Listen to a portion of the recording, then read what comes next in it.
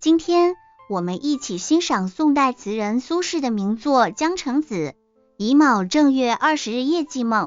这首词通过记述梦境，表达了苏轼对亡妻深切的思念和无尽的哀伤。江城子乙卯正月20日夜寄梦，全文如下：10年生死两茫茫，不思量，自难忘。千里孤坟，无处话凄凉。纵使相逢应不识，尘满面，鬓如霜。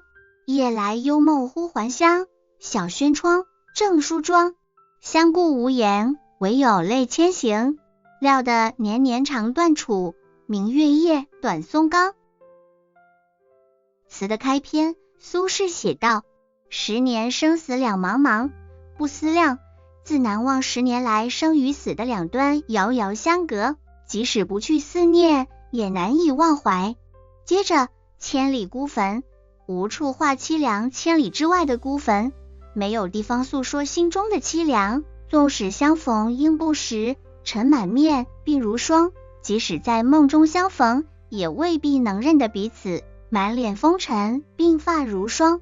夜来幽梦忽还乡，小轩窗，正梳妆。在梦中忽然回到了故乡，看到妻子正在小窗前梳妆，相顾无言，唯有泪千行。两人相对无言，只有眼泪千行。料得年年肠断处，明月夜，短松冈。苏轼想到每年的明月夜，自己都会在短松冈上独自哀伤。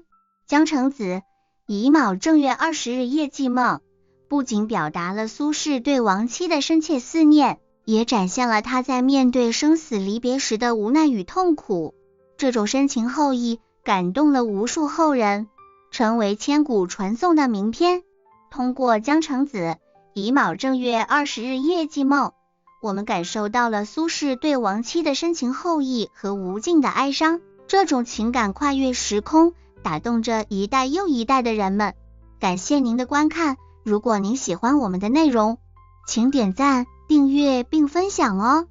我们下期再见。